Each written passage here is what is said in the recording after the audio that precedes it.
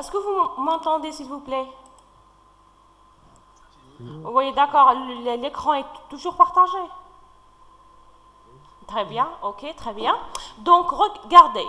Toutes les collections en Java implémentent l'interface collection. Donc, en premier temps, nous avons une interface qui s'appelle collection, d'accord?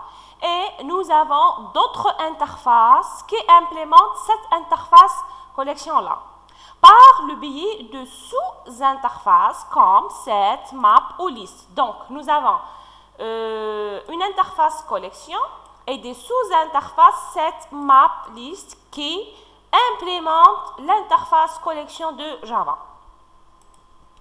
Donc, regardez si vous voulez un schéma ou bien si vous voulez un diagramme, diagramme qui représente les relations entre les interfaces. Donc, nous avons l'interface collection de Java et nous avons, par exemple, l'interface list et l'interface set ainsi que l'interface map qui implémentent l'interface collection. Ensuite, nous avons, par exemple, les deux interfaces ArrayList et LinkedList qui implémentent l'interface list, ainsi de suite. Pardon, Hadouma, ce sont des classes. Donc, regardez, les larmes pointées, ce sont des interfaces. D'accord? Les larmes très complets, ce sont des classes. Donc, nous avons une interface qui s'appelle collection.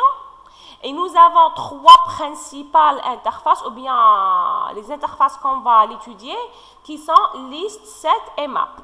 Donc, ces trois interfaces implémentent l'interface collection, d'accord?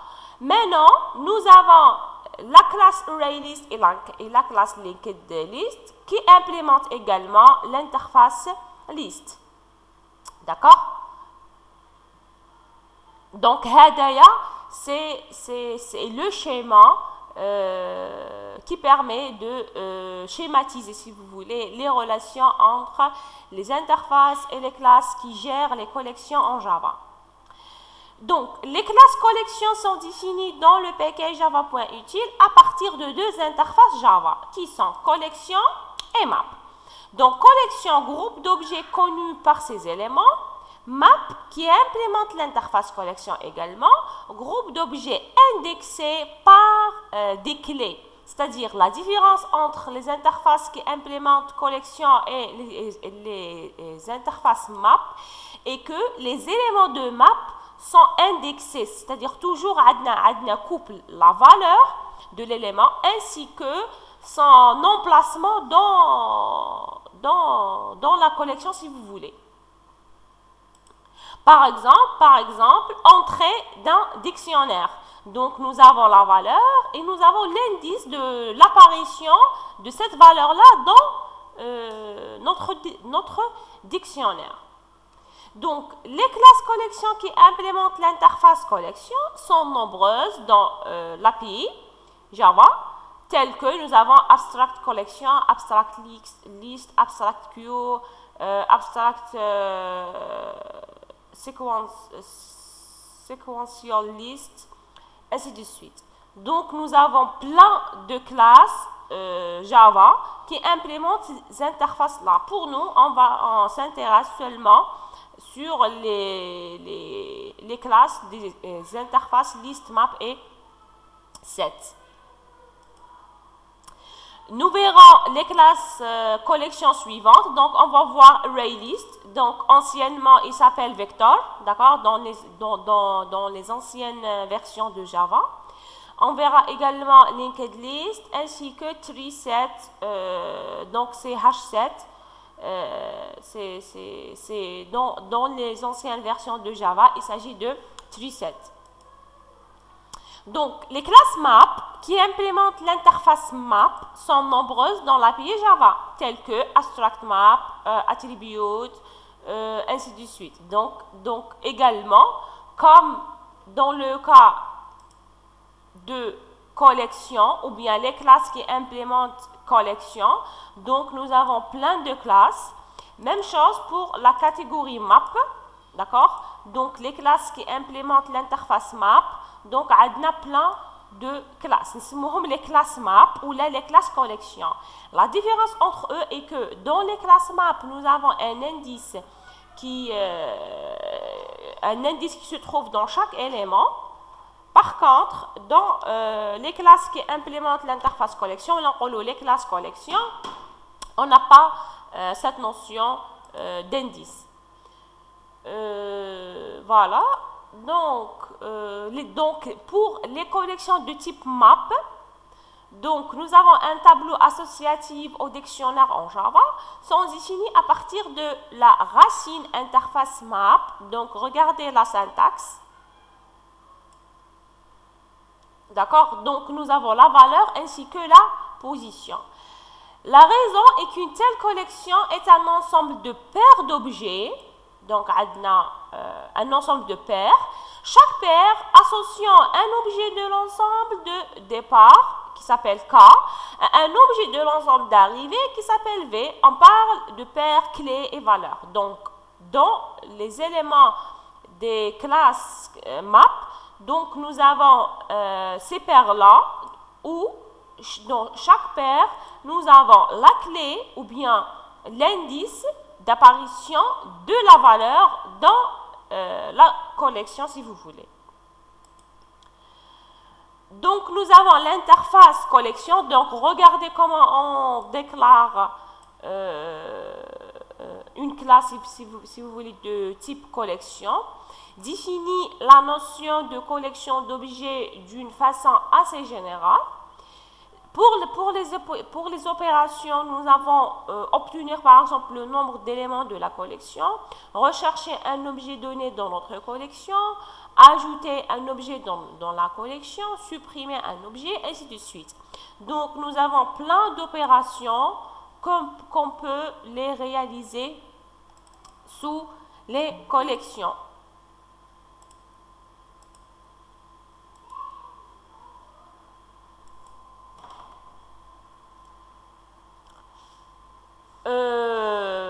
Pour l'interface list qui implémente l'interface collection, donc c'est une interface qui contient des objets qui autorisent des doublons et un accès direct à un élément. C'est-à-dire que si vous voulez utiliser une collection où vous autorisez les doublons, par exemple avoir une collection d'entiers, vous avez deux éléments qui ont les valeurs 2, c'est-à-dire 2 et 2.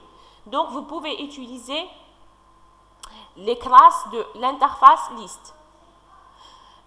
Aussi, il autorise un accès direct à un élément, c'est-à-dire vous pouvez accéder directement à un élément particulier. Donc, on n'a pas ici l'enchaînement d'accès. Donc, nous avons deux implémentations possibles qui sont ArrayList ainsi que LinkedList. Donc, ArrayList et LinkedList, ce sont deux classes qui implémentent l'interface list et qui possèdent comme caractéristique que ces deux classes acceptent les doublons et possèdent un accès direct à un élément particulier. En ce qui concerne la première classe, ArrayList, donc nous avons liste implémentée dans un tableau. Par contre, LinkedList, donc liste doublement chaînée. Donc, LinkedList, c'est une liste doublement chaînée. Donc, on peut partir du premier élément vers le dernier et on peut partir également du dernier élément vers le premier élément. Quelques méthodes de la classe ArrayList. Donc, nous avons la méthode add que nous avons déjà vue en TP. Donc, add, entre parenthèses, l'élément à ajouter. Donc, permet d'ajouter un élément donné qui s'appelle élément. Nous avons par exemple add, nous avons une redéfinition de la méthode add avec deux arguments. Donc, permet d'ajouter un élément à la position post, c'est-à-dire que je veux ajouter cet élément-là dans une position donnée. Get, retourner l'élément à l'indice demandé. Remove, pour effacer un élément demandé. Ainsi de suite. Donc, nous avons par exemple size qui permet de retourner la taille, ainsi de suite. Donc, En ce qui concerne l'interface liste, donc nous avons plein de méthodes pour gérer cette interface-là, ou bien ces classes de type liste. Nous avons également l'interface set qui est toujours implémente l'interface collection de Java. Donc, dans les interfaces set, on n'accepte pas les éléments qui sont dupliqués. D'accord? Donc, éléments non dupliqués. Deux implémentations possibles. Donc, nous avons hset et treeset. Donc, pour la première implémentation, donc c'est une table de hachage qui est très utilisée. Pour les treesets, donc pour gérer les arbres binaires de recherche. Donc, si votre, par exemple, programme veut utiliser les arbres binaires de recherche, donc vous devez utiliser la classe treeset qui implémente l'interface set, et cette interface set va implémenter l'interface collection. Donc, quelques méthodes. Donc, la même chose, nous avons la méthode add pour ajouter un élément, la méthode contains pour, par exemple, vérifier si un élément existe dans la structure.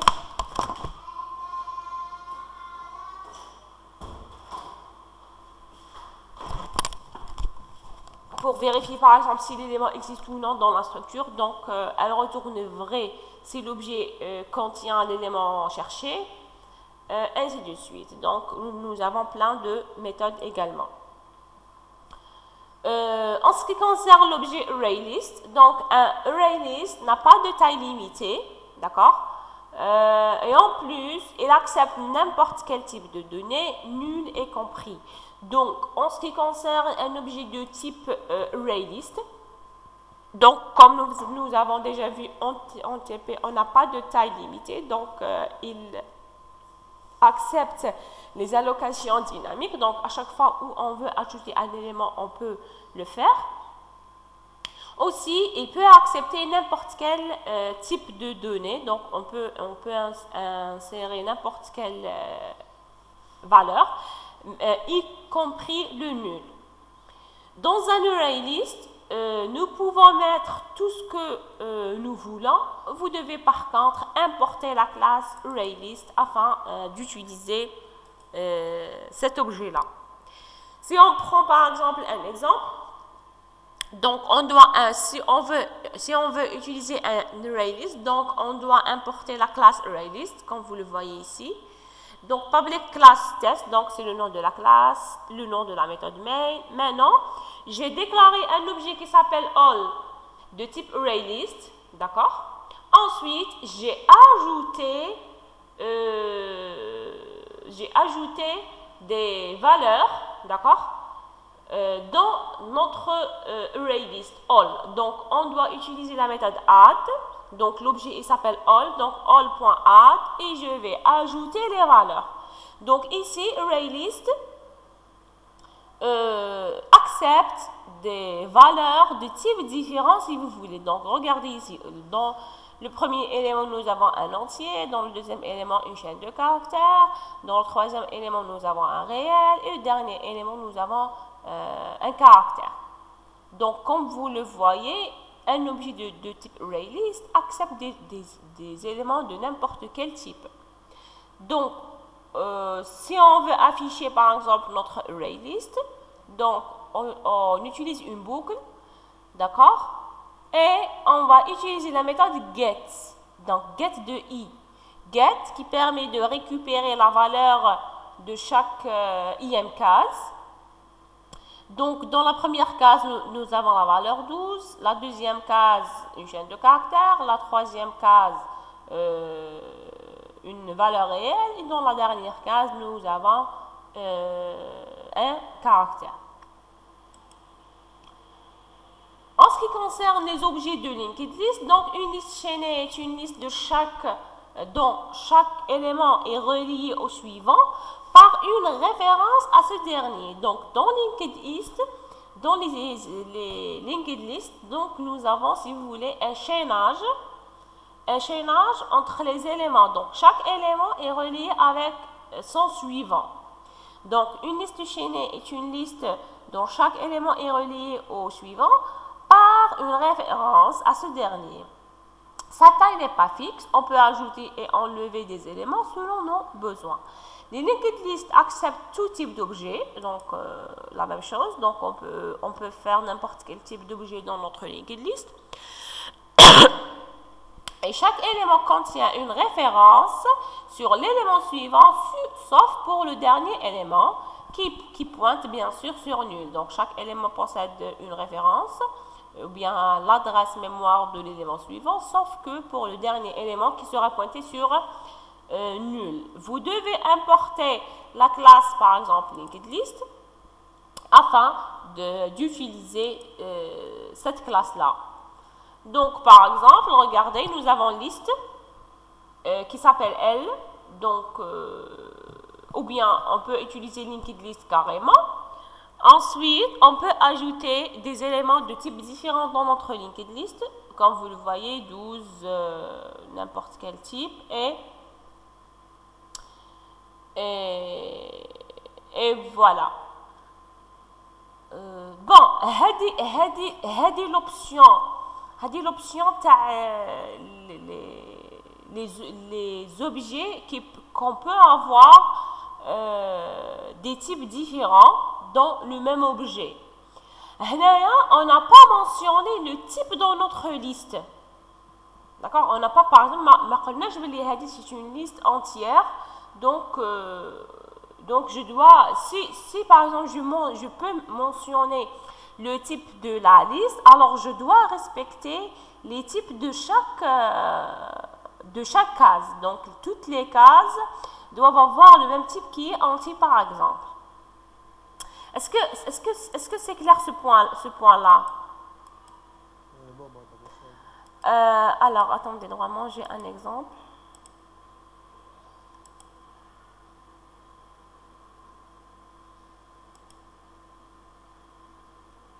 Oui, par exemple, dans cet exemple-là, ici, H7 entre deux crochets et le type de la collection. C'est-à-dire que si je veux mentionner le type de la collection, je dois respecter les valeurs de la collection. C'est-à-dire ici, il y a une collection de type string. Donc, je dois respecter le type. Donc, quand même, les éléments, ils sont des éléments de type string. Par contre, ici, H7, je n'ai pas mentionné le type de la collection. Regardez. Donc, H7, l'objet s'appelle HS, pardon.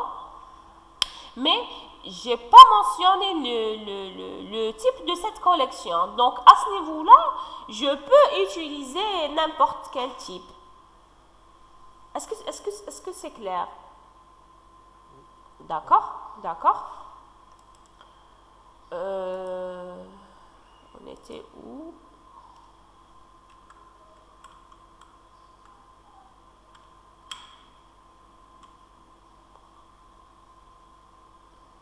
Oui, on était là. Donc, ici, vous pouvez implémenter l'interface Iterator. Ceci signifie que nous pouvons utiliser cette interface pour lister notre linked list. Donc, on peut utiliser l'indice ou bien l'interface Iterator afin de... Oui.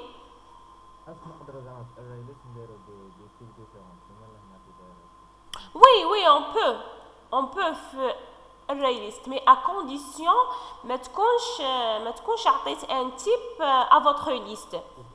D'accord? Par exemple, regardez, array list, donc elle s'appelle all, d'accord?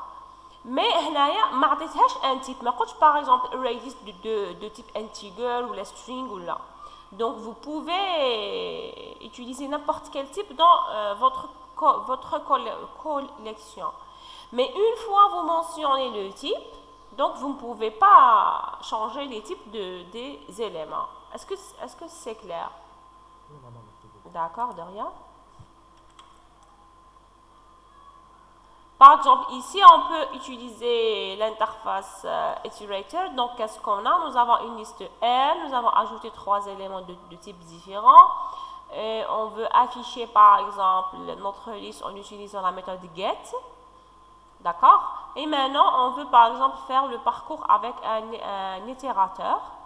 Donc, qu'est-ce qu'il faut faire? Il faut seulement déclarer un objet de type list iterator, d'accord, afin de parcourir, si vous voulez, votre liste. Donc, l'objet .hnext afin de récupérer la valeur suivante de l'élément courant.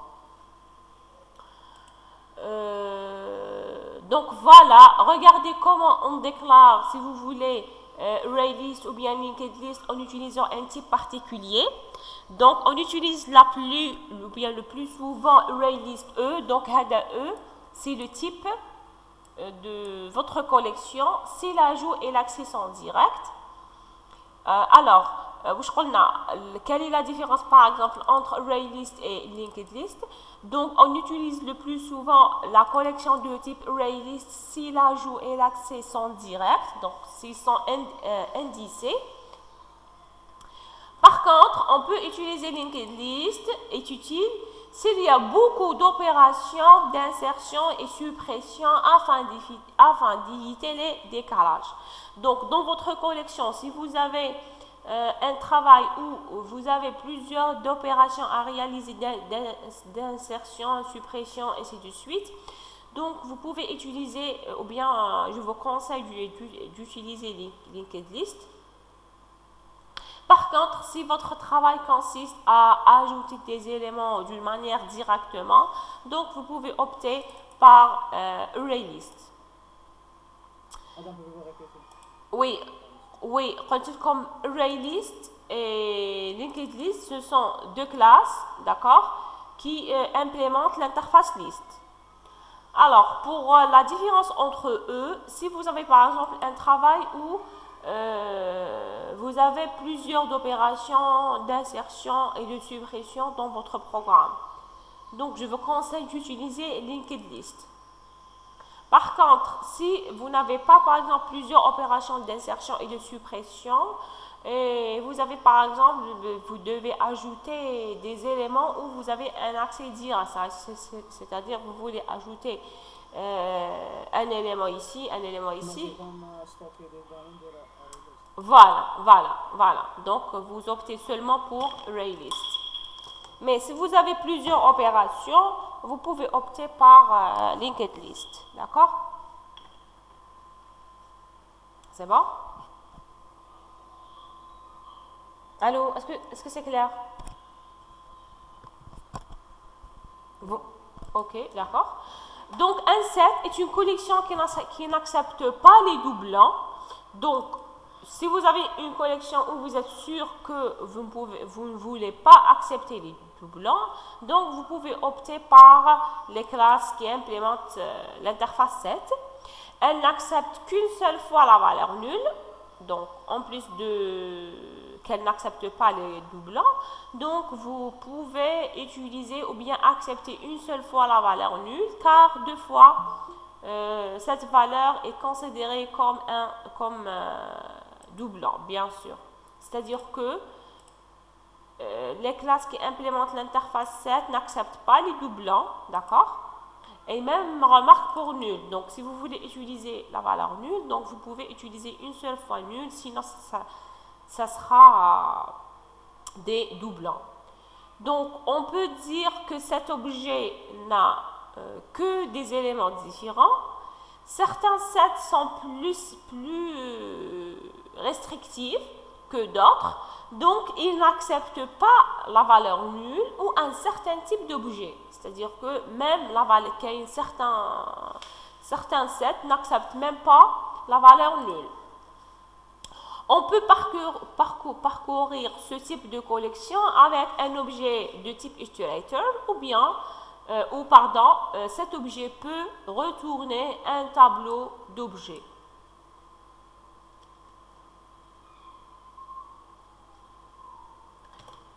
D'accord, donc ici on peut retourner un tableau d'objets. Donc voici une une classe qui implémente 7, donc H7, donc on n'a pas mentionné le type, donc on peut ajouter des éléments de type différents. Et on peut utiliser l'interface iterator et on utilise la méthode hNext afin d'accéder aux éléments suivants. D'accord? Donc regardez ici, nous avons déclaré un tableau objet de type object. D'accord? Ensuite, on veut afficher cet objet-là. Donc, Hagda, on est en train d'afficher ou bien de retourner un résultat de type tableau.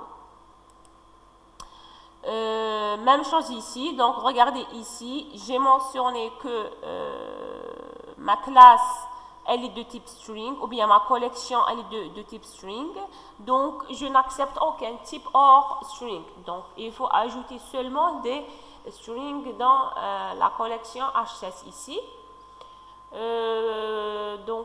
Boucle for avancée. Ici, on va afficher les éléments de notre collection qui sont HA, H2 et H3. On a utilisé également ici un itérateur.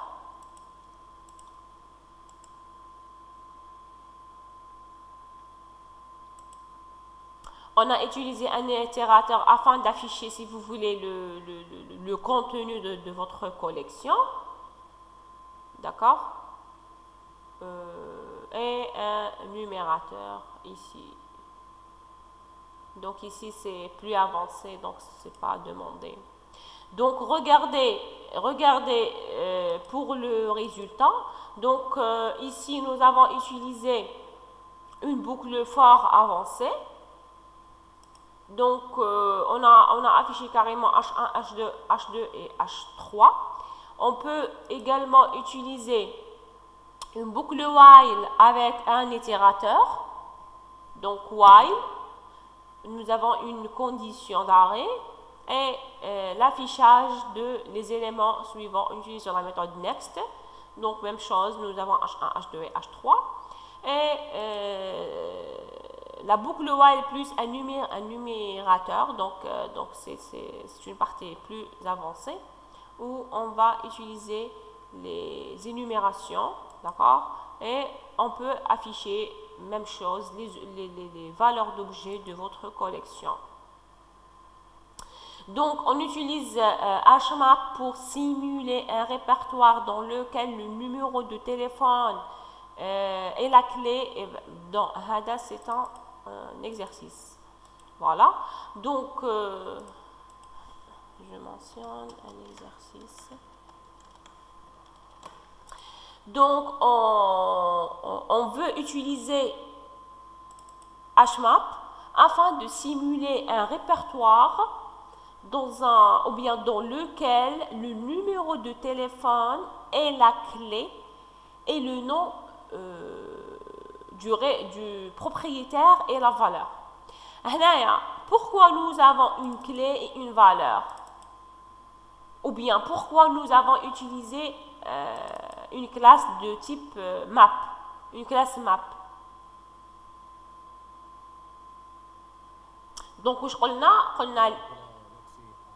voilà. Donc, on a les classes qui utilisent l'interface map ou bien les classes map possèdent deux champs dans chaque valeur. Donc, nous avons la clé et nous avons la valeur. Pour nous, par exemple, on veut simuler un répertoire dans un téléphone portable. Donc, dans un téléphone portable, on a la valeur, c'est-à-dire que le numéro de téléphone de chaque contact, ainsi que la position d'apparition de contacts dans notre répertoire. Donc, pour cela, on doit utiliser une collection de type HMAP afin de modéliser ou bien de simuler notre cas. Les clés ne sont jamais dupliquées, bien sûr. Donc, dans une position, on ne peut pas avoir deux numéros, par exemple, différents. Donc, pour cela, regardez, nous avons une classe qui s'appelle par exemple HMAP exemple. D'accord? Regardez ici. Ici, nous avons un objet qui s'appelle répertoire phone qui est de type map. Regardez, il y a des string et string, c'est-à-dire quoi?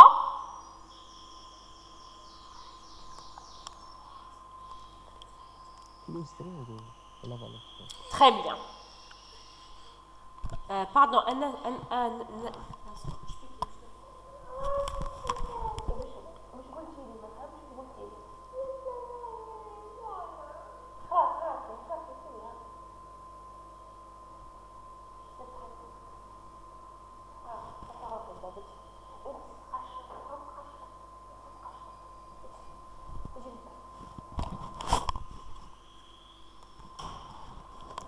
allô? Est-ce que vous m'entendez? Oui. D'accord. Donc ici nous avons string et string, c'est-à-dire que la valeur c'est string et l'indice également, ou bien la clé, c'est une string. Donc j'ai mentionné que je vais utiliser seulement des strings, donc je ne peux pas changer le type des valeurs ou là des clés. Est-ce que c'est clair? C'est bon? Donc, regardez la syntaxe. Qu'est-ce qu'on a? Donc, map, d'accord? Le type de notre collection, le nom de notre objet est égal à new, d'accord?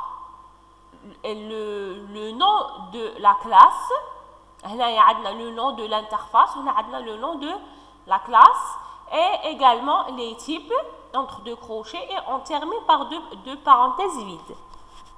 Donc voici comment on déclare une collection ou bien on déclare un objet de type HMAP. Maintenant, si je veux ajouter des éléments, je peux utiliser la méthode put, d'accord? Donc le nom de l'objet, .put, et je vais ajouter les valeurs de téléphone avec la clé. Maintenant, donc cette string numPhone est égale à répertoire phone.keyset. C'est-à-dire, je veux utiliser une collection de type set afin d'ajouter les clés de chaque élément. Et enfin, je vais afficher ou bien lister les valeurs. Donc, string nom. Et je vais utiliser la méthode get numPhone, d'accord, afin d'accéder au numéro de téléphone.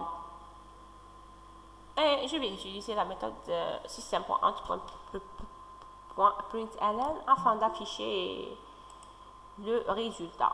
Donc, est-ce que c'est clair? Donc, pour résumer, en Java, nous avons l'interface collection. Nous avons une interface qui s'appelle collection. Regardez l'arbre.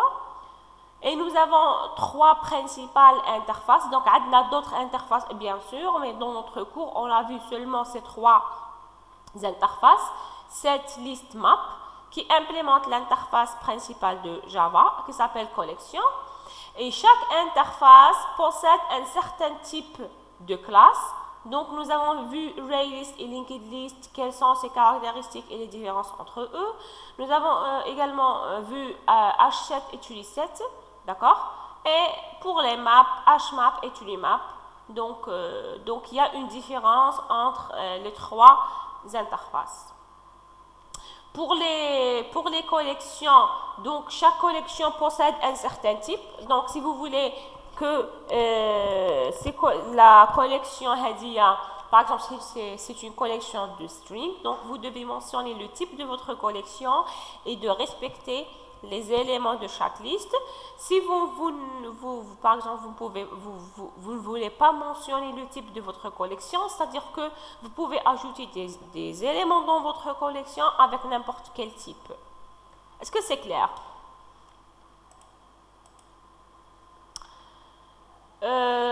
Donc, on va faire cet exercice-là.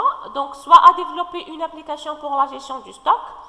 Donc, vous avez un article est caractérisé par un numéro de référence, un nom et un prix de vente, ainsi qu'une quantité en stock. Donc, le stock est représenté par une collection d'articles, d'accord? C'est-à-dire que comment un stock, ces articles-là, donc on va utiliser une collection de type article. Votre travail à faire, créer la classe article contenant les éléments suivants, les attributs et un constructeur d'initialisation. Alors, j'ai programmé ce programme. Donc, pour la classe article, donc regardez, donc package, donc mes classes se trouvent dans un package qui s'appelle collection. Pour la classe article, donc nous avons numéro, quantité, nom et prix. Donc c'est le même principe que dans votre projet. Par exemple, vous avez un énoncé, تقراو l'énoncé ou تخرجوا quelles sont les classes et quels sont les attributs. Donc par exemple ici nous avons la classe article, nous avons numéro, quantité, nom, prix. Chaque attribut possède un type particulier et possède une visibilité particulière. Nous avons les setters et nous avons les getters des attributs. Alors, qu'est-ce qu'ils ont demandé? Donc, les attributs, donc créer la classe article qui possède les attributs et qui possède un constructeur d'initialisation. Donc, voici le constructeur d'initialisation. Donc, public class, voici les paramètres. Et j'ai affecté, ou bien j'ai initialisé mes attributs par les paramètres de mon constructeur. Pour la deuxième partie, donc dans la classe main, créer le stock sous forme d'une collection d'articles de type ArrayList, un menu présentant les fonctionnalités suivantes, c'est-à-dire que on demande de présenter le stock sous forme d'une collection de type ArrayList. Alors, qu'est-ce qu'on doit faire? Donc, dans la classe main, qu'est-ce qu'on a?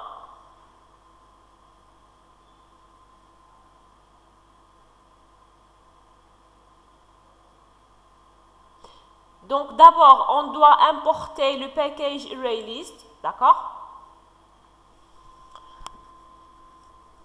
Regardez ici, donc dans la méthode main, nous avons des variables à utiliser. Et regardez ici, donc j'ai déclaré un objet qui s'appelle stock de type ArrayList, d'accord? Et cet objet contient des éléments de type article. Est-ce que c'est clair? C'est-à-dire que les éléments la collection stock contient des éléments de type article seulement. D'accord? Alors, le stock sous forme d'une collection d'articles de type ArrayList et dedans, je trouve un menu présentant les fonctionnalités suivantes. Donc, je veux avoir un menu, le premier pour rechercher un article par numéro, le deuxième pour ajouter un article au stock en vérifiant l'unicité du numéro, et la troisième pour supprimer un article par numéro, et la dernière pour quitter. C'est-à-dire, je veux avoir, ou bien je dois réaliser un menu, d'accord, où si par exemple je tape sur 1, c'est pour rechercher un article, 2, c'est pour ajouter un article, 3, pour supprimer un article, et quatrièmement et dernièrement, si vous voulez, pour quitter votre application. Alors, qu'est-ce qu'on a? Donc, regardez le menu contextuel. Donc, nous avons 1 pour rechercher un article, 2, Hadaya sera affiché sur écran. 2 pour ajouter un article, 3 pour supprimer un article et 4 pour quitter l'application. Ensuite,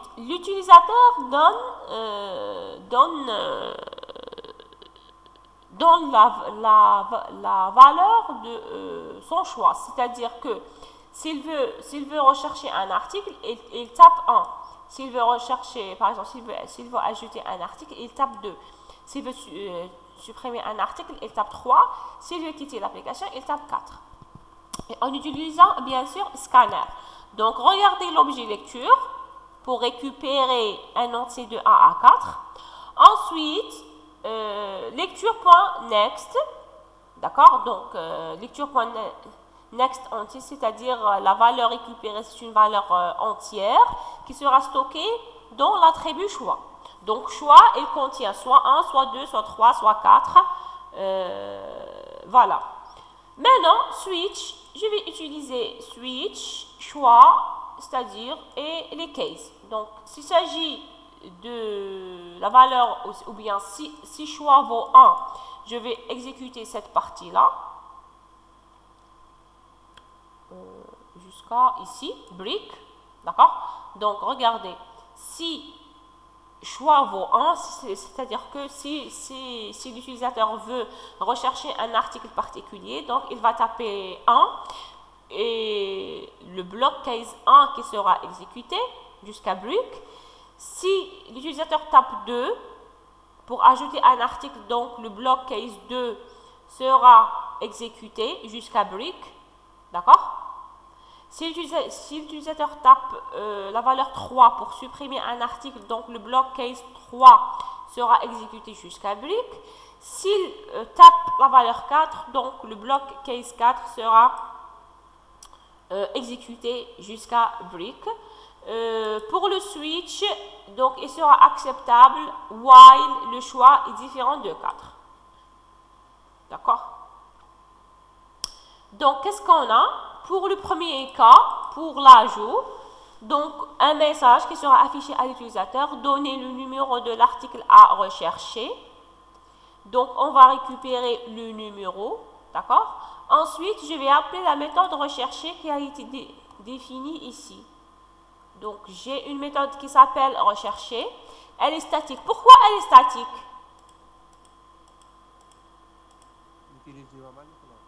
Je vais l'utiliser dans la classe même. C'est-à-dire que هذه rechercher راني راح نستعملها في la même classe à ce niveau-là. ما رانيش راح نستعملها في une autre classe. Est-ce que c'est clair? D'accord? Elle est statique parce qu'elle est exécutable ou elle est utilisable seulement dans la même classe, ou bien dans la classe courante. Donc, rechercher comme argument, nous avons ArrayList, c'est-à-dire nous avons une liste, d'accord, et un entier R afin de rechercher l'élément. Donc, qu'est-ce qu'on a? J'ai déclaré un entier qui sera initialisé à -1. Ensuite, je commence le compteur de 0 jusqu'à la taille de la collection. If L.getI est égal à get numéro, est égal à R, c'est-à-dire que si vraiment le numéro ou bien le numéro d'article de l'élément courant est égal à R, c'est-à-dire est égal à l'article recherché, alors le P devient I, c'est-à-dire que je vais affecter la position de l'article trouvé dans P. Et je quitte et je retourne la valeur de P. Est-ce que c'est clair ici? Donc, j'ai une collection de type ArrayList et j'ai un indice, si vous voulez, qui s'appelle R. J'ai initialisé P à -1. Je cherche le numéro s'il est égal à R. Si oui, j'affecte la position de l'article dans P et je retourne la valeur P. Alors ici, qu'est-ce qu'on a? Je récupère le numéro par clavier. Je vais appeler la méthode rechercher, d'accord? Donc, rechercher dans la collection stock, je recherche le numéro donné. Ensuite, je retourne le résultat dans un autre variable local de type P. Maintenant, if P est égal à -1, c'est-à-dire quoi? existé. Voilà, parce que ici, j'ai initialisé P à moins 1. Donc, c'est-à-dire que cette opération n'a pas été effectuée. Donc, cette condition n'a pas été réalisée. Donc, je vais retourner à moins 1. Donc, l'article est introuvable. Else quoi? C'est-à-dire que la méthode recherchée m'a retourné une valeur qui est différente à moins 1. Donc, bien sûr, j'ai trouvé l'article. Donc, qu'est-ce qu'il faut faire? Je vais afficher le numéro, je vais afficher la quantité, je vais afficher le nom et le prix de mon produit. Et je sors par brick. Par exemple, si l'utilisateur tape 2, c'est-à-dire qu'il veut ajouter un nouveau article, donc on fait quoi? On récupère le numéro de position. On va appeler la méthode recherchée pour trouver si l'article est déjà existe dans la collection, parce que dans l'exercice, il mentionne ici, donc sur la développer une application pour la gestion du stock. Un article est caractérisé par un numéro de référence. Le stock est représenté par une collection d'articles. Le stock forme d'articles.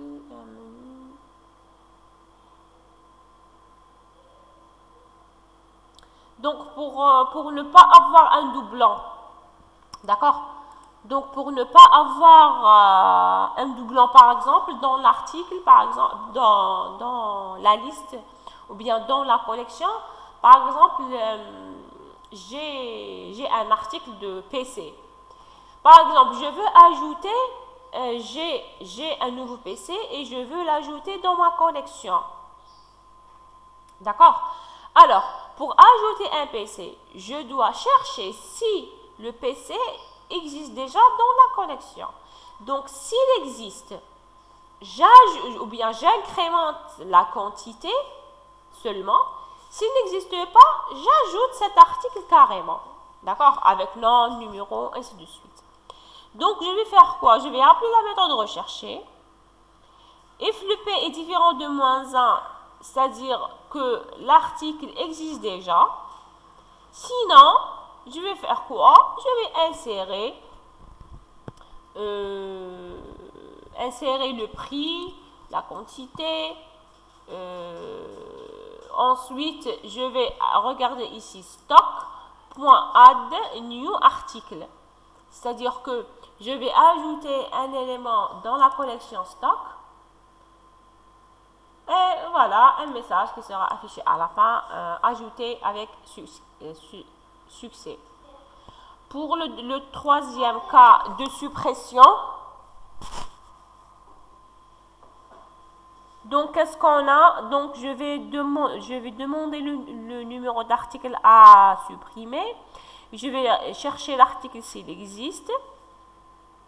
Donc s'il existe, je vais appeler la méthode remove, d'accord, de la collection stock afin de supprimer l'article P, et l'article sera supprimé. Pour quitter l'application, oui.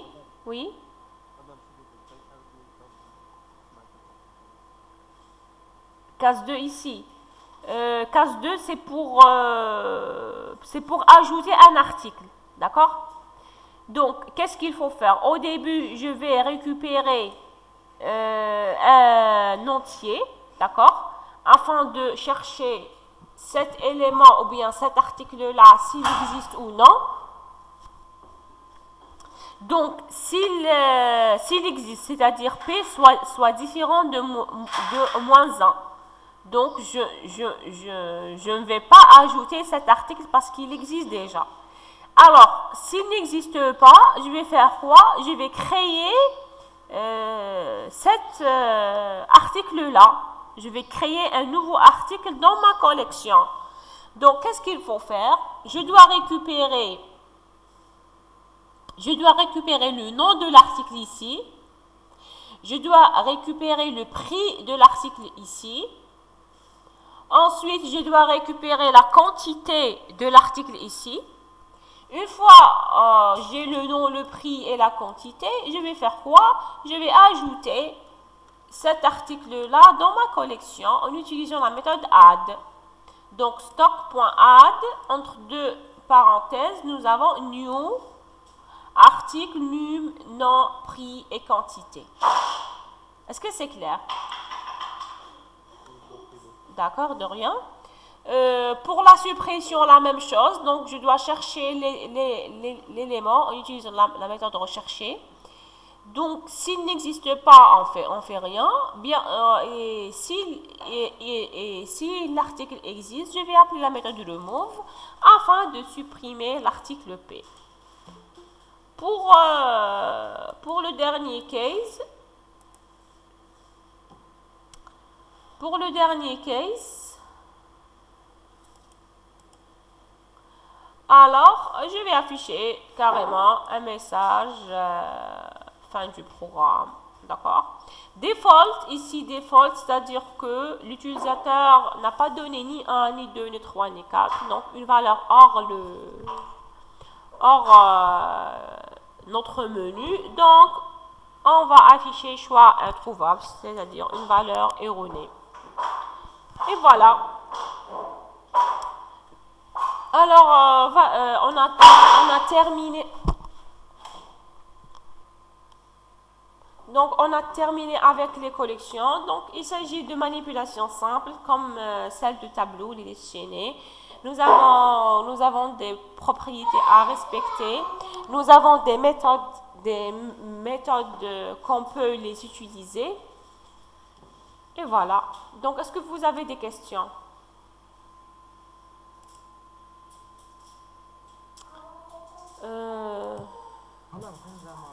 Oui.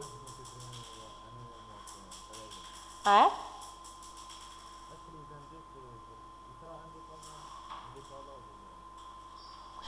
Sera géré par la collection elle-même. D'accord? Donc, oui, donc, on a des méthodes à appeler pour les utiliser. Donc, الخدمة الأخرى كامل راهي تتخدم par la machine virtuelle Java. D'accord? Ok, de rien. Zidou, est-ce qu'il y a d'autres questions? Ok, très bien. Alors, je vais essayer de corriger quelques exercices de test. D'accord? Par exemple, pour la question 3, donc on considère le code suivant. Donc, regardez qu'est-ce qu'on a. Nous avons une classe A. Nous avons une classe B qui hérite de A. Et nous avons une classe application. Dans la classe application, qu'est-ce qu'on a? Nous avons la méthode F. D'accord? F ou dans la première définition, dans F, qu'est-ce qu'on a? Nous avons deux arguments. Le premier de type int, mais le deuxième, il est de type A.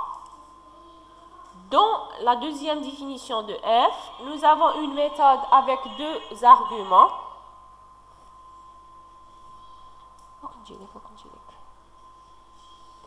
Nous avons une méthode F avec deux arguments.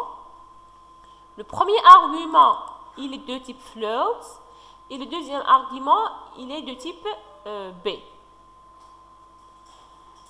Maintenant, qu'est-ce qu'on a comme programme? Regardez. Nous avons un objet petit a de type A, d'accord? Donc A est égal à new A. Donc regardez ici.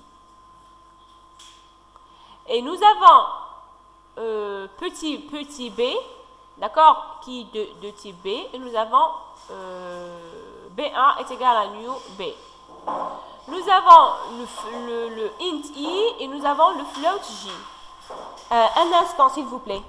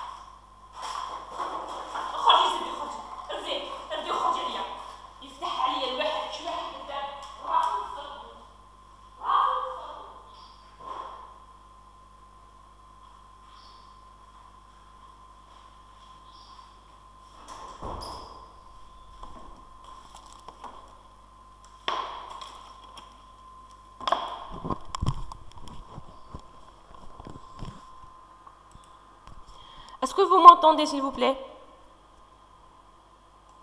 Oui. D'accord? Alors, la question, c'est cocher la bonne case pour les réponses ayant des erreurs.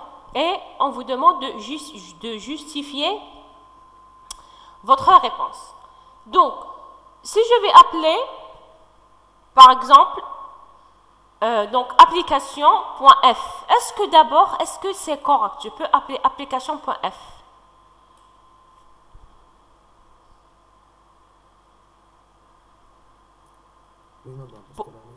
Très bien, très bien. Donc, comme f est statique, donc c'est pas la peine d'instancier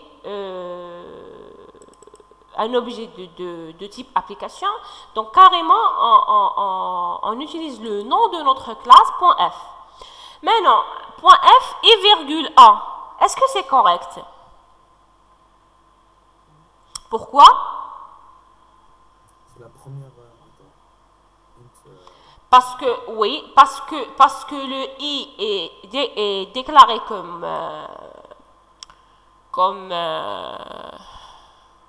int, d'accord?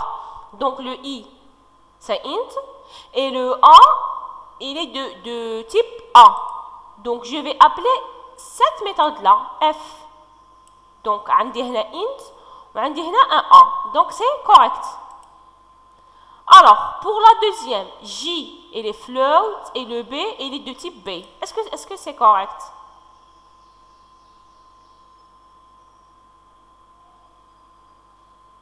Oui. Oui. Donc, le premier, c'est float, et le deuxième, c'est B. D'accord.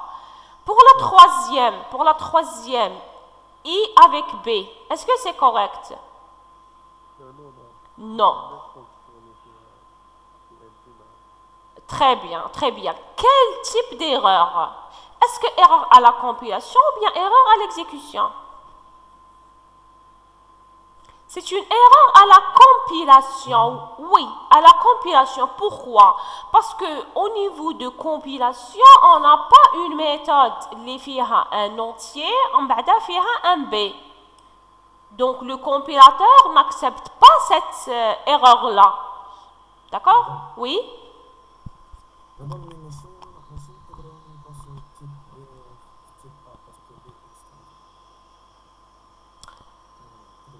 Comment?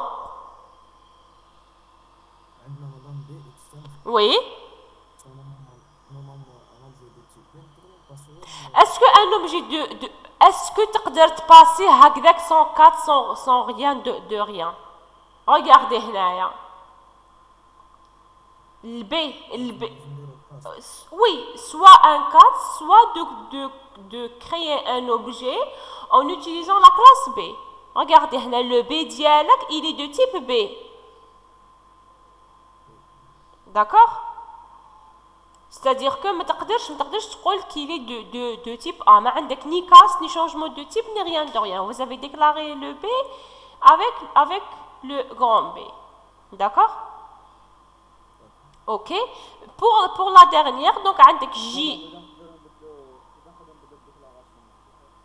On va voir. Quel est un autre exemple? Alors, qu'est-ce qu'on a? Nous avons J et A. Donc, J, il est de quel type?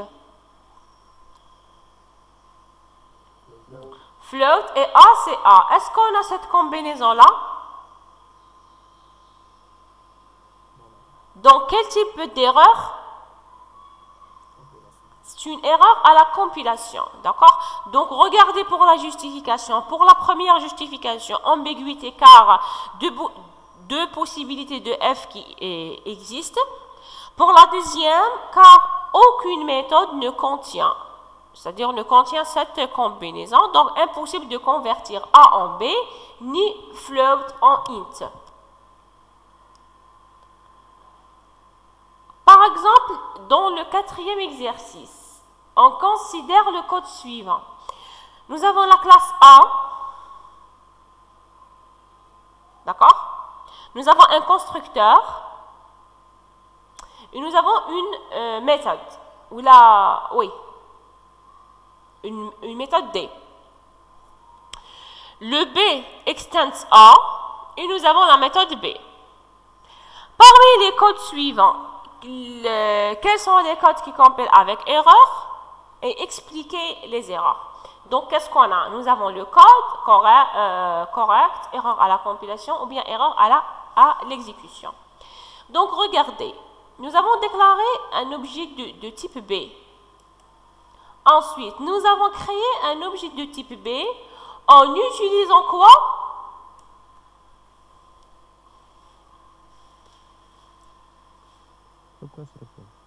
De A.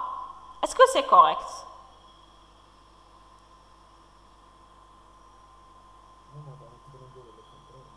Très bien, très bien, très bien. Donc c'est une erreur à compilation. Donc, regardez, il n'est pas possible d'affecter à une référence d'un objet de type T une autre référence à un objet de type ascendant, c'est-à-dire le upcast. Il est souvent implicite. Donc, on ne peut pas faire le upcast explicitement. Le upcast, il est souvent implicite. Donc, on ne peut pas faire cette combinaison. Mais, si vous voulez, l'inverse est correct, mais avec une autre écriture. Regardez, pour la deuxième partie, ou bien pour le deuxième code, j'ai un objet qui s'appelle petit a. J'ai un objet qui est créé avec le constructeur A. Un objet B1 qui est créé avec le constructeur B. D'accord? Regardez ici. Hadia, وش معناتها؟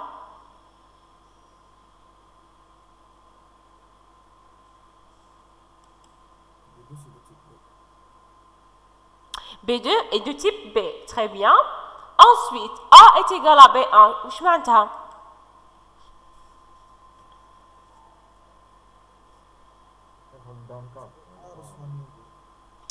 Le A reçoit le B.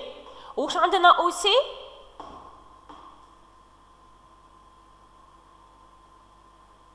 Le B2 reçoit A.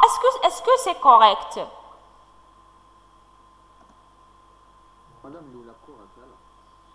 L'oula correct. A? B2 reçoit A. شكون فيهم اللي correct? A reçoit B1. Pourquoi elle est correcte? Parce que B extend. Le B extends A. Et le B2 reçoit A? Non, bien correct. Donc, très bien, le downcast. Donc, quel type d'erreur ici on a?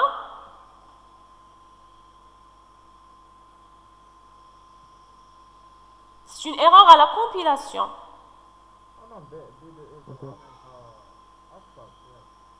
Pardon? Oui. Oui, c'est un upcast. Donc هنايا يلزم قبل نديرو un cast, نديرو un changement de type avant de faire l'affectation. D'accord? Maintenant pour la troisième, nous avons un A, nous avons un B1 et nous avons un B2. Regardez, A est égal à B1. Est-ce que c'est correct? Madame. Oui.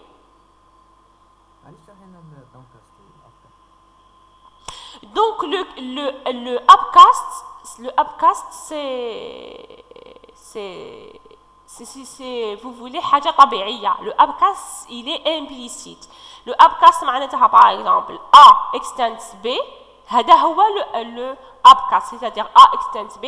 Donc A possède le type de B, ou là si vous voulez A hérite de B, ou là si vous voulez A est un B. D'accord? Le downcast, c'est le contraire, c'est le cas de polymorphisme. C'est-à-dire que le downcast, nous avons par exemple une classe A et nous avons deux sous-classes B et C. C'est-à-dire B extends A et C extends A. Donc ici, le downcast, je peux utiliser un objet de type A, d'accord? Et on va affecter un autre objet de type B ou bien de C à cet objet A. Mais هنايا, il faut faire le cast. هذا هو le downcast. Donc le down يهبط et le A يطلع carrément. D'accord. Ok, d'accord, très bien. Maintenant, pour le troisième code, qu'est-ce qu'on a? Nous avons A reçoit B1. Est-ce que c'est correct? Oui. Regardez maintenant le B2. Regardez هنايا. هدايا, c'est le même code عاودته هنايا, mais j'ai casté le A par le type B. Est-ce que c'est correct? Oui, maintenant je peux faire cette affectation. Donc, هذا هو le downcast. Donc, j'ai casté le A vers le B. C'est le downcast. Et c'est le seul cast qui est, si vous voulez, qui est acceptable. D'accord? Parce que le upcast, il est implicitement. Donc, oui.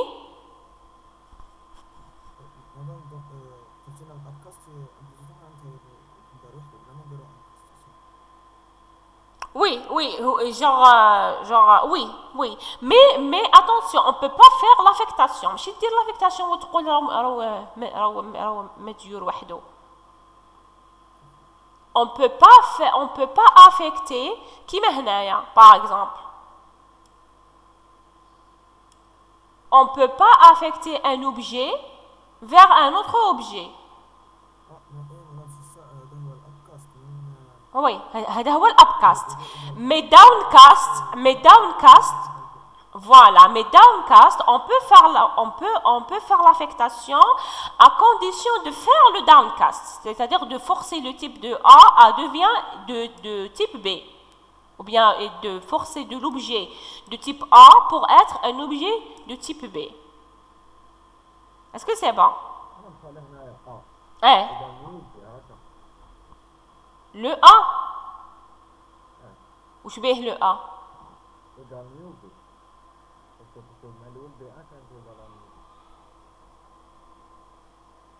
Non, le A, regardez, le petit A, il est de type A. وهنايا j'ai changé le type.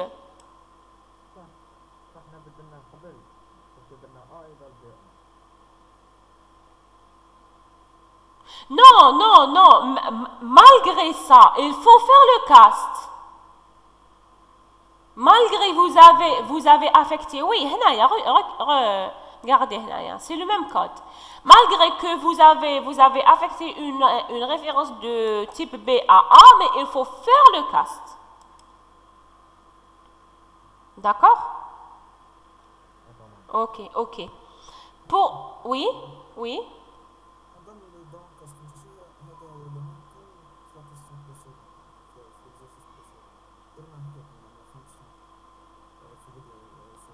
Oui, presque c'est...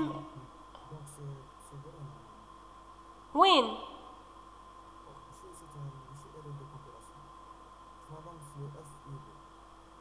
Ici. Non,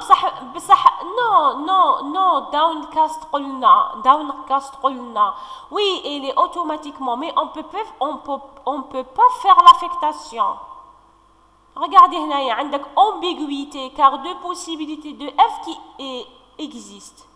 واش تدي la première ou la deuxième possibilité?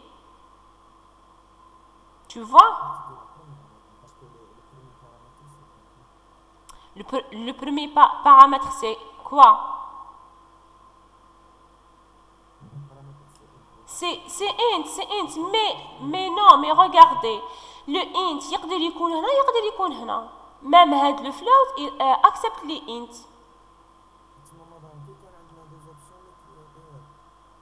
Voilà, كي تكون كاين ambiguïté le compilateur ما يعرفش est-ce que راح يدي هاد الاف ولا يدي هاد الاف. C'est-à-dire c'est une erreur au niveau de compilation. Tu vois? Oui, bien sûr, oui. On a هنايا f باينة. Mais qu'est-ce qu'on a une erreur au niveau de la compilation, c'est-à-dire que le compilateur ما يعرفش gérer cette instruction. هنايا تولي une erreur à la compilation. Est-ce que c'est clair? Ok, de rien. Maintenant, on est là. Donc, regardez, nous avons un objet A de type A. D'accord? Et nous avons un objet B1 de type B. Et nous avons un B2. Je veux faire B1 est égal à A et je vais caster le A vers le B. Est-ce que c'est correct?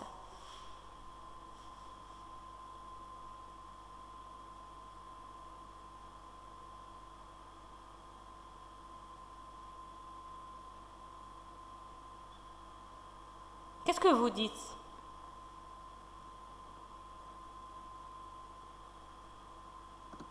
Madame, pourquoi D'accord. Regardez. Ici, au niveau, regardez, ici, au niveau de compilation, on n'a pas d'erreur. C'est correct. Parce que j'ai un objet A de type A, c'est bon. Et j'ai un objet B1 de type B1. Et j'ai fait le cast d'une manière normale. Donc, B1 reçoit le A avec son cast. Donc, à la compilation, est-ce que j'ai une erreur? Non, donc pas d'erreur à la compilation. Par contre, il y a une erreur à l'exécution. C'est-à-dire quoi? Une erreur à l'exécution, c'est-à-dire, si vous voulez, une erreur technique. Donc, en fait, le A ne contient pas une référence vers le B. هنايا واش غيتخص une instruction qui met هذه. Est-ce que c'est clair?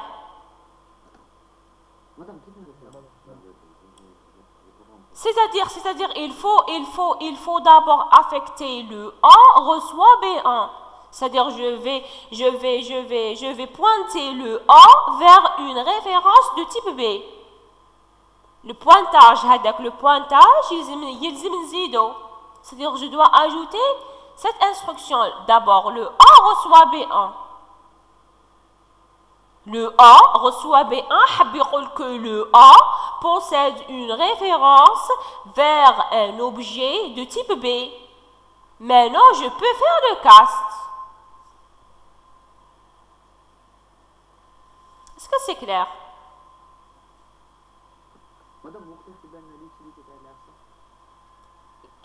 تاع واش من العفسه تاع erreur à la compilation ou à l'exécution? Non, madame, faire le test explicite. كي يكون عندك ان اوبجي هنايا وقتاش تبان العفسه هذه في البوليمورفيزم.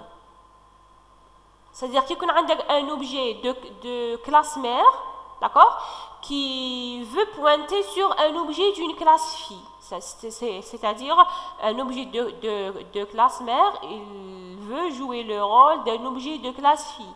La première des choses à faire, il faut créer une référence de cet objet vers l'objet de la classe fille. Ensuite, il faut faire le cast.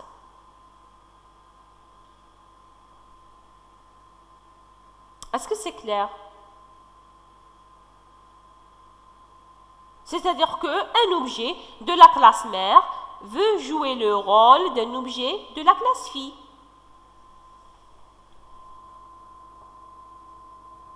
Est-ce que c'est clair? On prend un autre exemple. Par exemple, regardez, nous avons un objet qui s'appelle O de type object. D'accord? Alors, nous avons le A de type A. Regardez ici. عندي le O reçoit A. C'est-à-dire quoi هنايا؟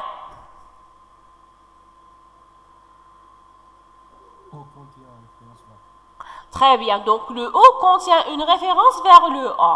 Regardez, هنا واش عندي j'ai casté le O vers le A. ياك على بالنا بلي object c'est la classe mère de toutes les classes Java. D'accord. C'est-à-dire que le A extends object par défaut. Ok. Donc, j'ai casté. Regardez. Le O devient un A. D'accord? Oui ou non? Madame, je veux A parenthèse O, c'est comme si هذا Voilà, voilà. Comme si le O هذا رجع un objet A. C'est-à-dire que هاد la combinaison, regardez. هاد la combinaison, واش دارت لي؟ Elle a changé le type de O. ما رجعش un object, mais رجع un objet de type A. D'accord? Oui, madame. D'accord? Mais non, le tout point D. Non, mais D, c'est B. Non, pardon, c'est une méthode. Donc, le tout point D, est-ce que c'est correct?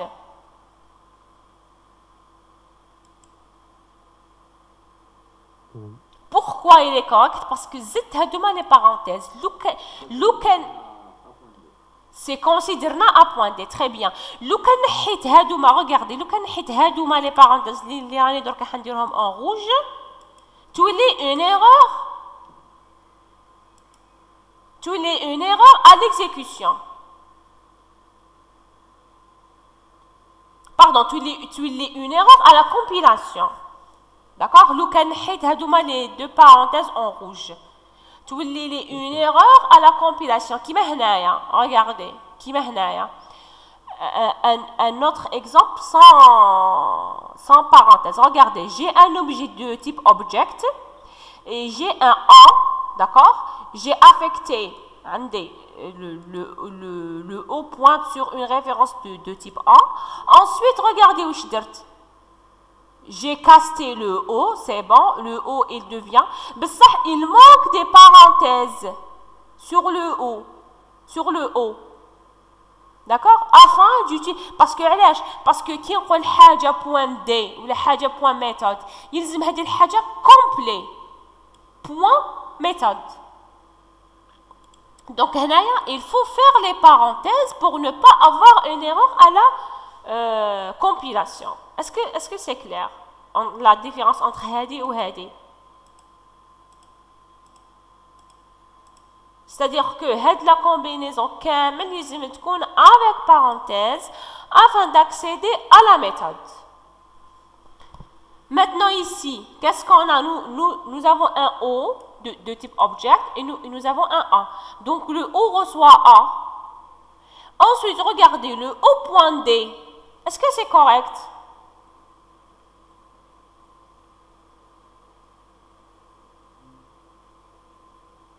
Allô, est-ce que vous m'entendez?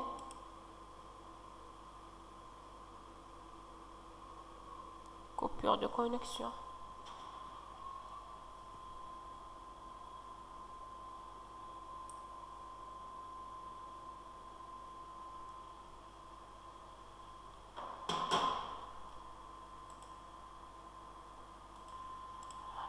Alors, ici, pour la troisième, donc, qu'est-ce qu'on a? Nous avons un O, il est de...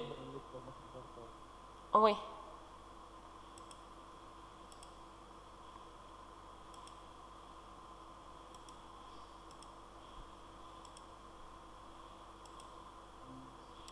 Il est partagé maintenant?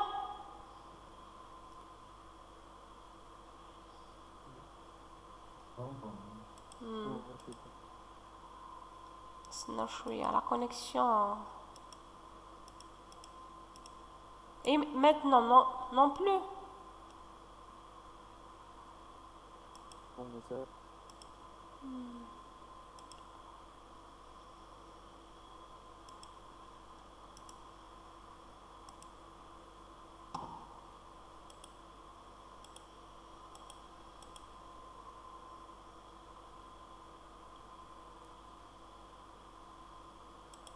Maintenant, il est partagé.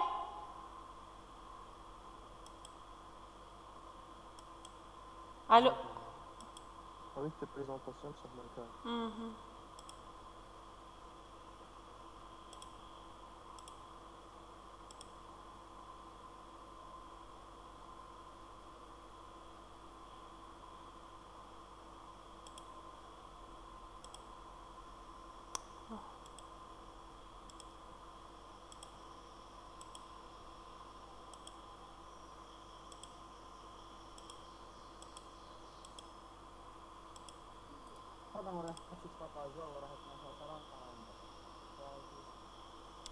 Oui, oui, normalement, c'est bon. كاين وحدة برك حبيت تقراو 12 و10 40 partage. أو تبارطاج. Oui, regardez, هادي le A est égal à nu B. Est-ce que c'est correct?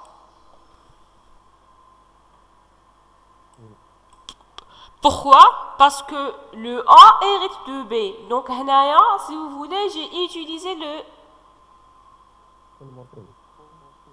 le polymorphisme. C'est ça. Donc, j'ai créé un objet de type A, d'accord, en utilisant le constructeur de B. Voilà. Normalement, on a terminé. علاش وشنو؟ Oui, sinon ça sera une erreur à la compilation. Essayez ça en Eclipse. Parce que قلت لكم باش دير حاجه par exemple point méthode يلزم دير لها كامل les parenthèses, c'est-à-dire تقول le tout point D. Essayez ça en Eclipse et vous aurez une erreur de compilation. D'accord? J'ai un autre exercice sur la différence entre les erreurs est-ce qu'il est correct, erreur à la compilation et erreur à l'exécution. Est-ce que vous voulez que je vous envoie l'exercice avec corrigé? Ok, d'accord, ok, c'est bon. Oui. Le corrigé, oui, Inch'Allah. Oui, d'accord, oui, ok. Madame, Oui? Madame, l'examen. Oui.